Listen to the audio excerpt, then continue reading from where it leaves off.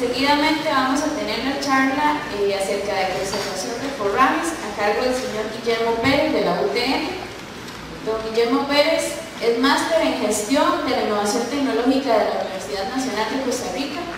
Tiene un bachillerato en administración de empresas agropecuarias de la Universidad Nacional Estatal a Distancia.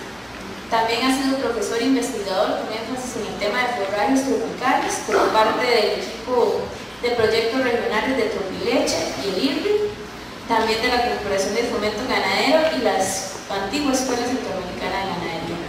Actualmente se desempeña como titular investigador y administrador de la Unidad de Multiplicación de Especies Forrajeras de la UTN, cuyo objetivo de investigar sobre nuevas opciones forrajeras para el sector ganadero, así como su validación y adopción mediante actividades de selección y caracterización de especies promisorias, la multiplicación de semillas, validación en fincas, extensión, docencia e investigación. También ha realizado diversas publicaciones y manuales relacionados con pasturas tropicales, su conservación y uso. Entonces vamos a darle el pase a don Guillermo. Muchas gracias. Buenas tardes a todos. Es un honor para mí compartir con ustedes algunas ideas alrededor del tema.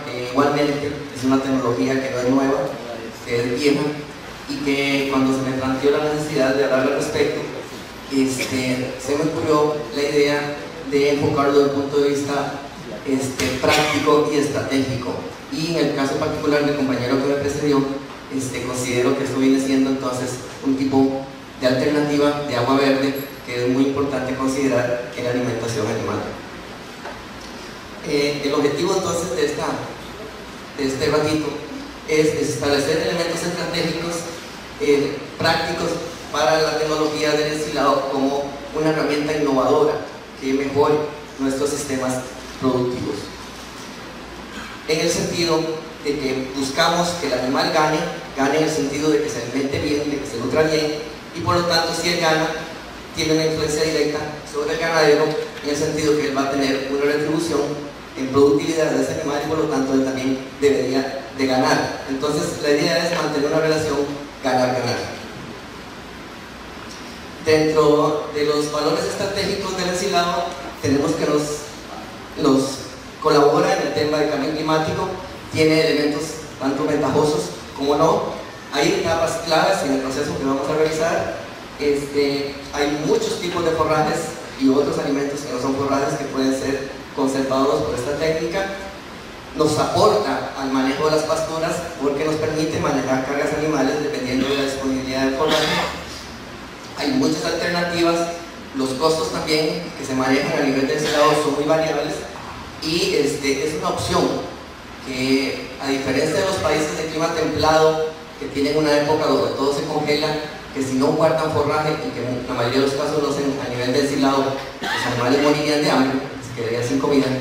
A nivel tropical tal vez no tenemos esa exigencia o ese extremo, sin embargo no nos quita que tenemos épocas críticas y que nos hemos acostumbrado a que el animal de alguna manera sobreviva, y en un mundo globalizado que busca una mayor eficiencia en los sistemas de producción, ya ese razonamiento pues no es el más adecuado.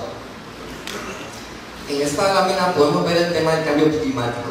A mi izquierda, izquierda de ustedes, a la izquierda de ustedes podemos ver los diferentes tipos de bosques o ambientes que tiene nuestro país, que a pesar de ser pequeño, tenemos trópico húmedo, trópico seco, trópico de transición, en fin, diferentes condiciones que nos hacen que las condiciones de temperatura, de precipitación y por tanto la producción de forraje varíe considerablemente.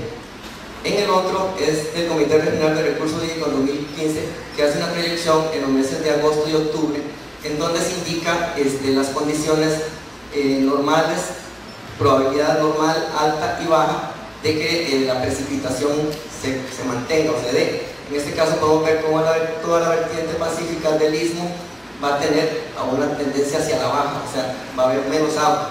Y por el contrario, en la vertiente atlántica, por lo menos lo que es Panamá y Costa Rica, la tendencia va a ser más bien a que haya una precipitación más alta de lo normal. Y solamente en estas zonas amarillas es donde se presentan condiciones, digamos, normales desde el punto de vista de lluvia.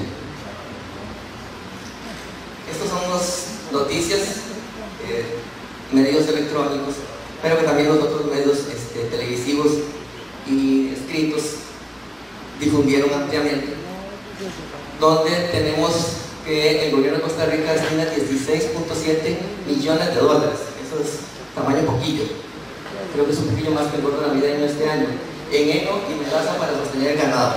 Eso fue en el 2005. Y se habla de una situación crítica en la producción de alimentos y pérdidas por 2,5 millones a nivel pecuario. Por otro lado, la FAO dice que el niño 2015-2016 es el más fuerte jamás registrado. Y igualmente aquí se indican, aquí está América y aquí está América Central, donde se indican las zonas de sequía y zonas también de exceso de lluvia. El cambio climático es un hecho. ¿Quién lo provoca o quién no? Pues es discutible, pero sí debemos tomar medidas de mitigación para poder que los sistemas de producción no sean tan impactados por estas situaciones. Y me surge la pregunta si la solución que los ganaderos costarricenses tienen es gastar en heno y melaza y con eso van a arreglar el problema de la sequía. Pienso que es una medida paliativa, pero que debe de tomarse en acciones más concretas, tanto a nivel país como a nivel de cada uno de ustedes como productores. Partiendo de este escenario, las plantas crecen porque tienen lluvia, porque el agua es un diluyente universal de los nutrientes del suelo y, como lo decía el compañero, es una fuente de agua verde. El pasto tiene alrededor de un 70% de agua y por lo tanto sin agua tampoco puede desarrollarse adecuadamente. Entonces, y por el contrario, cuando tenemos excesos de lluvias, el suelo se satura y tampoco responde bien. Igualmente los animales tampoco crecen. Entonces tenemos básicamente dos escenarios: épocas de déficit de forraje de calidad y en oferta, lo que va a impactar sobre la producción animal. Estos animales no se sabe si están comiendo o lo que están simplemente es asoleándose, porque realmente la oferta de forraje y la calidad de forraje que ellos tienen acá pues no sería la más idónea. Por otro lado, tenemos una época de abundancia donde va a haber mucho forraje, cualquiera que sea que estemos utilizando. Eso nos va a poder permitir tener más animales consumiéndolo y por lo tanto pues deberíamos de reflejarse en una mayor producción animal. De ahí surge el famoso ensilado o ensilaje, que es una técnica de conservación y de utilización de forraje fresco. Quiero recalcar esa idea de fresco por el mismo tema del agua verde, porque el forraje se puede conservar bien como heno, pero la diferencia entre este y el otro es que tiene un volumen importante de agua y lo hace a través de un proceso de fermentación sin la presencia de aire. Aquí tenemos algunas de las principales características. Entre las ventajas es conservar para épocas críticas. Esto suculento acá, para los que no conocen, esto es trópico seco, o sea, estamos saliendo ahora en este momento del invierno y viene el verano.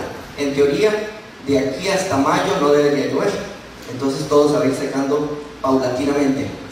Acá se conserva forraje básicamente en forma de heno y en forma de paca, y no sé si todos conocen el concepto de silopaca, que ahora lo vamos a ver, pero igualmente es un material que tiene alrededor del 40% de agua.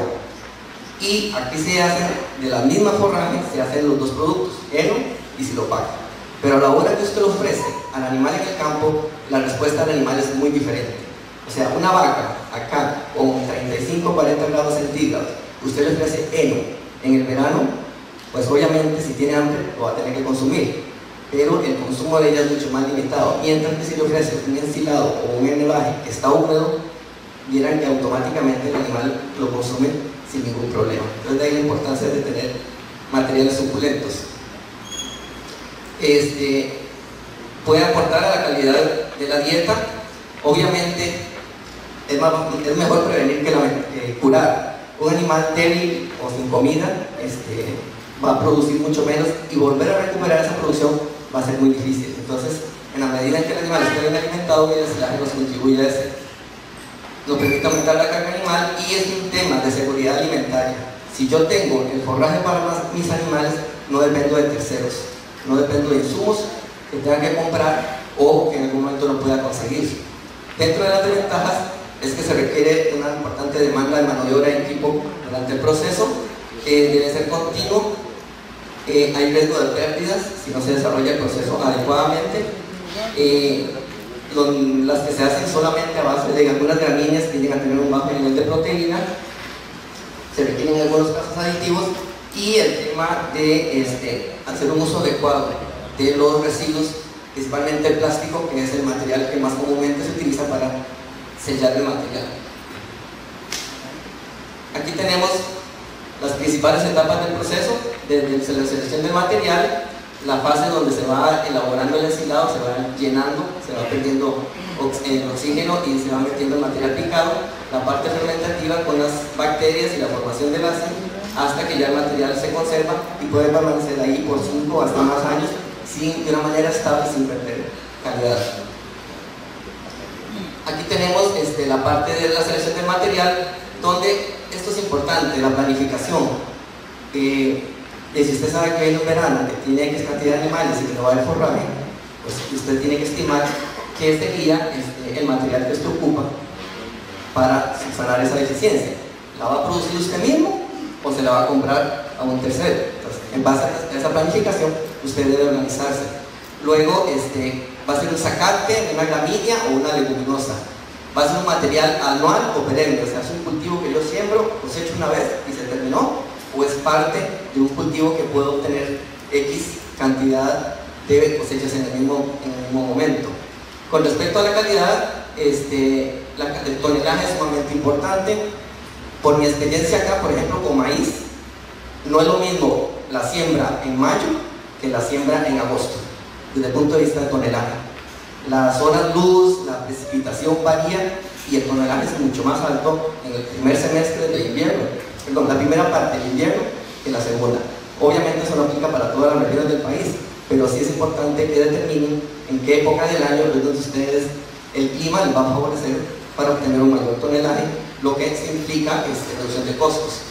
El valor nutricional de ese forraje, la demanda está en función de cuántos animales tengo, cuánto le voy a dar y durante cuánto tiempo, sumándole un porcentaje razonable de pérdidas del producto. No como ocurre con un vecino de mi papá que suplementa las vacas con melaza de caña. Entonces él, día por medio, tiene más o menos unas 15 vacas y él les lleva un galón para todas las vacas. Entonces con eso la suplementa. Pero en esta dimensión de suplementación no va a tener una respuesta importante. De ahí que si usted va a ofrecer ensilado o cualquier otra cosa, sepa que ese material realmente está aportando a la alimentación del animal y no que simplemente es un engaño para todos. Y el equipo agrícola pues va a depender de las dimensiones de la inversión, si usted lo va a adquirir, lo obtiene o si lo va a contratar. Estos son algunos ejemplos de los materiales más comúnmente utilizados, pero prácticamente cualquier forraje se puede ensilar, desde piso hasta materiales de corta. Aquí tenemos el maíz, los pastos de corte, sorgo forrajero, la cratilla, el guinea. Lo que sí quisiera que nos enfocáramos es en este punto. Esta gráfica lo que ilustra es los niveles de valor de estas variables. Tenemos proteína, digestibilidad, consumo y rendimiento. Rendimiento en términos de materia seca. Entonces, un pasto o un forraje, joven, tiene este rendimiento, o sea, la biomasa. Conforme pasa el tiempo va creciendo hasta que llega a un punto donde adquiere su máxima producción y empieza a decaer. Pero por otro lado tenemos estas otras variables que vienen en sentido inverso, que son curvas en donde la proteína de un pasto joven es muy alto, pero conforme el pasto va creciendo, eso va cayendo a niveles muy bajos. Igual ocurre con la digestibilidad, que es la parte que es aprovechada por el sistema digestivo del animal, y lo mismo con el consumo. ¿Cómo es que dice el dicho? Buey viejo, cogollo tierno. Es así. O gato viejo también. El consumo es mejor cuando está tierno. Pero ¿qué es el problema? Que si cogemos todo cuando está muy rico o muy nutritivo, la cantidad de alimento que tenemos es muy poca, entonces no podemos producir suficiente comida para nuestros animales. Si nos vamos al otro extremo, tenemos mucha comida, pero de muy mala calidad, entonces nuestros animales son poco productivos. Entonces, el punto ideal es un punto intermedio, donde la cantidad de comida que producimos es adecuada y esa comida tiene una calidad aceptable. Pasando a la fase aeróbica, que es ya propiamente donde se está elaborando el ensilaje, tenemos el proceso de picado. En la medida de lo posible, si el material tiene un 30% de materia seca por ahí, es el idóneo. Obviamente eso no ocurre todo el tiempo. Otros materiales andan por ahí 25, 21, o podrían pasar si son un poco más sazones o maduros. Pero lo ideal es que anden por ese rango. Luego, ¿cómo lo vas a picar? ¿Qué tipo de maquinaria vas a usar? Y que sea tanta partícula alrededor de 2 a 3 centímetros.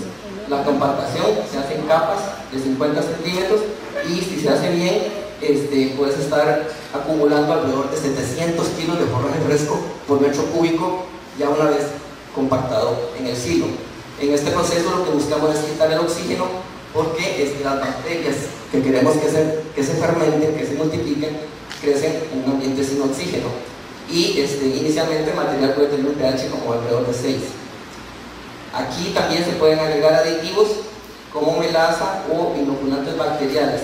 En este punto es importante entender que hay muchas alternativas en el mercado de inóculos para silo, pero es importante revisar qué material tenemos, porque materiales que no tengan una materia seca alta, tienen mucha agua, los inóculos tienden a no funcionar. Entonces, revisar ese tema antes de invertir en inóculos.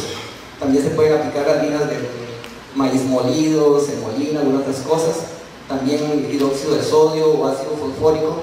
Por ejemplo, en el caso de la caña, que en algunos casos se trata de ensilar, pero tiende a formar alcoholes, o sea, fermentarse, hacer una fermentación alcohólica. Entonces, algunos de estos aditivos pueden ayudar.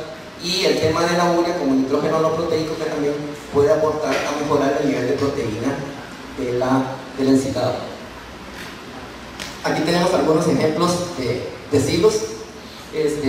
Obviamente en los países desarrollados, por los volúmenes que manejan y todo, usan infraestructuras mucho más sofisticadas y de mayor inversión. Buscando algunas alternativas más nuestras, tenemos aquí, el famoso silo de montón, que es simplemente sobre el suelo, se coloca plástico preferiblemente en el fondo y se dejan partes que traslapen en los bordes para luego sellar completamente. Luego tenemos el de trinchera, que viene siendo algo semejante, nada más que se hace un hueco o una zanja en el suelo con una pequeña inclinación que favorezca el proceso de compactación. Tenemos las famosas bolsas, que puede ser una bolsa tradicional metida entre un saco para mejorar su resistencia, o unas bolsas que venden en el comercio, que también están especializadas para eso. Esto es un silo que se estaba haciendo en una antigua porqueriza, allá en la zona de Guásimo. Entonces, el chiquero o corral, como quieran llamar ustedes, se le elevó la pared y se incorporó el forraje, y con un estañón lleno de agua se procedía al proceso de compactación. Luego tenemos el estañón, que puede ser metálico o plástico, varía en cuanto a costo y durabilidad, pero también es una alternativa interesante para pequeños productores. Esto es en la zona de Río Cuarto de Grecia, y tantos estos como estos desarrollaron una estrategia interesante porque utilizaban los rastrojos de milpas que utilizaban para vender elote. O sea, la gente siembra áreas grandes de maíz para vender elotes, pero obviamente el elote que se vende en Ensenada o en cualquier lado es el elote más grande, la primera o la segunda, y quedaba un remanente de elotes de tercera y la planta. Entonces ellos utilizaban esos rastrojos o excedentes de maíz y los aprovechaban para hacer ensilado. Estos aprovecharon también a desarrollar un mecanismo que es un aparato acoplado al tractor que no se aprecia bien, que aprovecha la bolsa de 500 kilos y con un pistón hidráulico compactaban y generaban esto sobre una tarima que les permitía elaborar estas bolsas de 500 kilos y transportarlas desde Guásimo hasta las lecherías en la zona alta de Cartago. Y esto es la versión tecnológica del silo, llamando silopaca o rolaje, como quieran llamarlo. Luego tenemos la parte, la fracción anaeróbica, la fermentación anaeróbica, que donde se busca es que estas bacterias, que principalmente son lactobacilos o lactogénicas, son las que queremos que se multipliquen y fermenten o achichen el forraje. Es importante que para que estas bacterias crezcan tienen que ver carbohidratos solubles, o sea, tienen que ver azúcar. Si el forraje lo tiene, perfecto, y si no, hay que adicionárselo para que esas bacterias se alimenten y crezcan. De tal manera que se forme principalmente ácido láctico, porque si se forma mucho de estos otros, vamos a tener problemas con el ensilado. El proceso no debería tardar más de 4 días en el proceso de elaboración del silo, y alrededor de unas 2-3 semanas después ya está alcanzado su punto de estabilización, y como se formó ácido láctico, entonces el pH que anteriormente andaba como en 6, nos va a llegar alrededor del 3 al 4 puntos. Una vez que ya se ha procedido a eso, entonces tenemos ya la conservación, que es el sellado, que como les digo, puede ser cualquiera de las estructuras que antes vimos o algunas otras metálicas o más elaboradas, o bolsas como estas, que es una finca por el lado de San Mateo, que prefirió hacer en bolsas de 500 kilos, o estañones. El proceso, como mencioné, se estabiliza en 2-3 semanas, y a la hora de abrir esto, aquí lo importante es exponer la mayor área posible. En el caso de los silos de montón, o silos de trinchera, o silos de búnker, que se exponga lo mejor posible al aire, nuevamente el material. Van a haber pérdidas que ojalá que no superen el 5%, y lo ideal es que ese silo no llegue a superar, el ensilado no llegue a superar más del 50% de la oferta de materia seca en la dieta del animal. En el caso de las bolsas, tal vez, o estañones, o este tipo de material individual, la ventaja es que usted diluye el riesgo de pérdida, porque si sufre alguna ruptura o algo, es un bulto que usted tiene, mientras que si el silo es completamente una sola unidad y algo sale mal, pues estaría usted perdiendo todo el proceso, toda la inversión. Algunas recomendaciones para el sellado es aplicar al final, cuando ya esté terminado de incorporar material, forraje al silo, materiales que tengan un efecto deshidratante, como puede ser la melaza, la sal o la cal. Entonces, poner una capa abundante sobre la superficie, porque las bacterias o hongos que tendan a desarrollarse ahí, al caer en estos aditivos, se deshidrata, tiene un efecto deshidratante.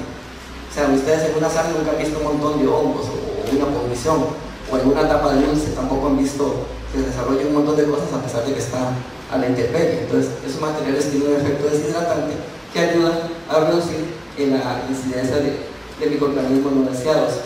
Luego, colocar también sobre el plástico, una vez que esté colocado, sacos de tierra, troncos, y en el caso de los hilos que quedan en el campo o a la intemperie, a veces hay problemitas con la vida silvestre, con los armadillos, zorros, qué sé yo, que vienen por curiosidad a romper. Entonces hay que ver también cómo se genera alguna barrera o algún mecanismo para que esos animales no vengan a romper el sellado del silo. Quisiera referirme un poquito también a la silopaca o el olaje, que prácticamente es, como les digo, un ensilaje aprovechando la tecnología y la maquinaria. Se utilizan pastos de corte. Hay ahora máquinas especializadas para sorgo, por ejemplo, que van cortando directamente, picando, y dejan el material en surco, no en chorro, y después la embaladora viene y lo puede recoger, o obviamente materiales de piso también. En este caso, obviamente, ya la materia seca pasa de 30, en el caso anterior de los silos tradicionales, a un 60, por un proceso de marchitamiento. Básicamente lo que se hace es que el pasto se seca, se deja unas cuantas horas dependiendo de la radiación solar para que pierda agua, y hasta cuando adquiere más o menos este valor de materia seca es cuando se recoge y se plastica. Pesan alrededor de 450, va a depender obviamente del tipo de material. Hay versiones más pequeñas, cuadraditos o bolsas que se consiguen en la maquinaria, que permite hacer estos materiales, estas pacas más pequeñas, las pacas más pequeñas.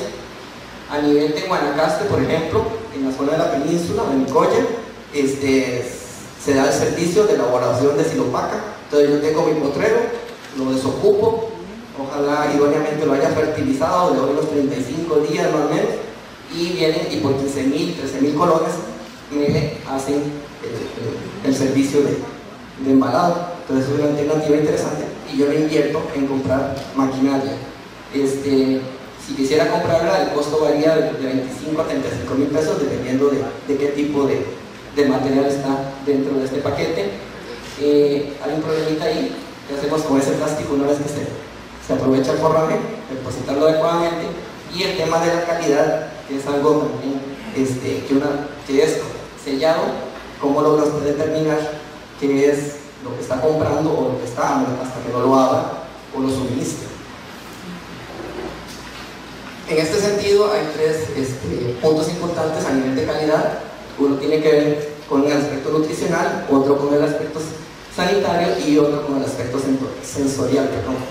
Desde el punto de vista nutricional, los niveles de materia seca, proteína y fibras son cosas que se hay de evaluar, obviamente a nivel de laboratorio, una prueba, y se pueden hasta establecer parámetros como el valor relativo forraje, que es un parámetro que nos ayuda a determinar valor desde el punto de vista nutricional de los forrajes.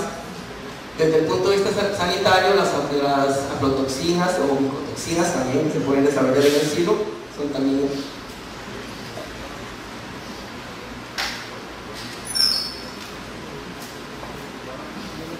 también parámetros que se pueden analizar. Y muy importante, los contaminantes físicos o químicos. En el proceso de llenado del silo, dependiendo del equipo que se utilice, hay que cerciorarse que en las carretas no hayan objetos extraños, pedazos de plástico o cosas por el estilo. Y generalmente cuando uno hace ensilado, normalmente está lloviendo, entonces el barro es un elemento común. Entonces, en la medida de lo posible, tratar de que ese barro, a la hora principalmente que se compacta o ingresa a la maquinaria al ensilaje, evitar lo máximo posible que ese barro no contamine el silo, porque si no se va a generar otras cosas que no son así. Y desde el punto de vista sensorial, que el olor, el color y la textura de ese material pues sea un color verde amarillento, que sea sueltito y que el olor sea agradable, un olor láctico, no un olor desagradable o putrefacto. Aquí tenemos algunos datos de calidad. Estos son datos de Pineda. Esta es una asociación de maíz con soya que se hizo en el 99, y este fue un trabajo que se hizo en la antigua Escuela de Ganadería en el 99 con Cratilla. Aquí podemos ver las diferencias en materia seca. Tiene un valor un poquito bajo de lo deseable, pero aceptable, con 26, y un nivel de proteína cruda pues bastante normal, de un 9%. Y en el caso de la cartilla tenemos un nivel de materia seca mucho mayor, por lo tanto estamos almacenando menos agua, y la digestibilidad sí es un poquito baja, y el nivel de proteína sí supera significativamente al otro tipo de material. En este otro caso tenemos los análisis de varias muestras de materiales que hemos elaborado aquí durante el 2012, 13 y 15. Aquí podemos ver las materias secas 21, 29, 27 y 44, los niveles de proteína que andan entre 9 y 10, pero vean como siempre la leguminosa en cuanto a niveles de materia seca y proteína sí tiene un valor bastante alto. Sin embargo, sí también por ser un poco más leñosa, tiene niveles de fibra también un poquito más altos, pero es parte del juego que uno puede manejar dentro de esos materiales desde el punto de vista del material que está ensilando. La pregunta, ¿cuánto me cuesta un kilo de silo? Bueno, a mí más o menos les puede responder.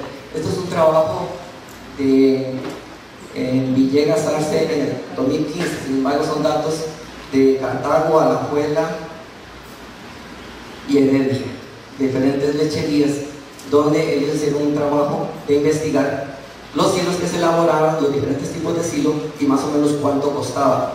Entonces, como les digo, son valores del 2010, eso tiene que haber subido en los últimos 5 años, pero aquí tenemos el material fresco, tenemos silos tipo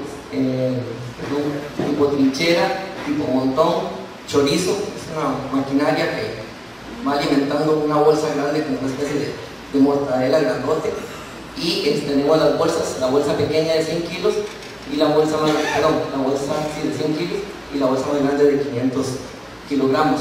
Aquí tenemos los diferentes materiales.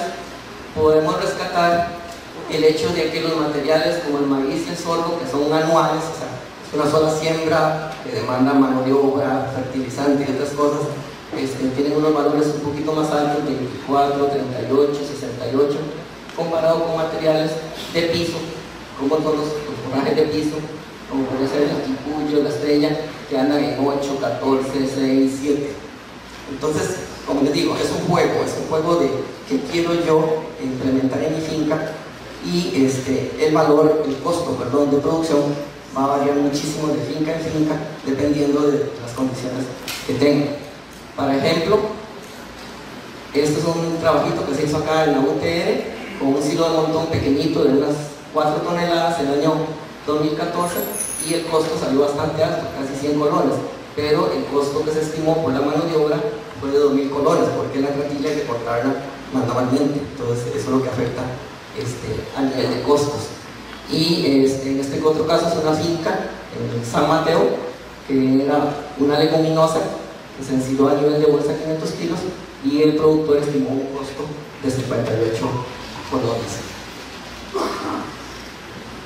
En el tema de los costos de producción hay muchos factores, como les digo, si es un cultivo que se produce solo una vez al año o se le pueden hacer varias cosechas, el rendimiento es determinante, las condiciones climáticas también. Aquí también podemos incluir plagas y enfermedades, gusanos, cogolleros, el gusano medidor, hongos, foliares. Cualquier plaga que afecte el cultivo vísperas de la cosecha va a traer al traste el rendimiento y por lo tanto el costo de este ensilado, el tipo de estructura que utilice, la maquinaria, el costo y el porcentaje de TRX. El ensilado es una alternativa de conservar forraje fresco en mi finca.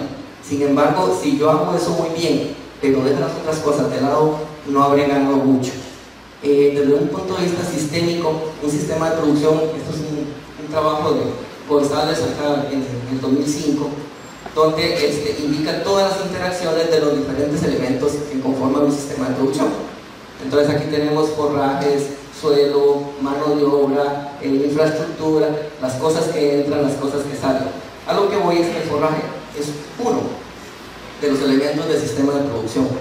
Entonces, él interactúa con el suelo, con el fertilizante, con el pastoreo, con otro montón de aspectos. Si esto lo mejoramos, excelente, pero si descuidamos cualquiera de las otras variables, igualmente el sistema no va a ser eficiente. Entonces, pongámosle mucho valor y mucho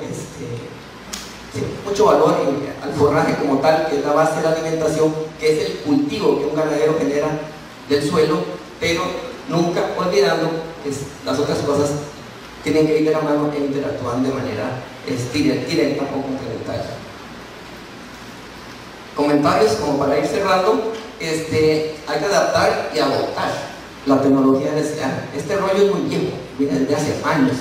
Sin embargo, son pocos los que lo han querido manejar, pero es una alternativa que puede ser muy útil, y valorar el costo-beneficio. No solo el costo-beneficio de cuánto me cuesta el kilo de ensilado, sino de qué pasa si cuando esté la época crítica no tengo comida y cuento con que voy a ir a comprar una paca, o que voy a echar gallinaza, o no sé.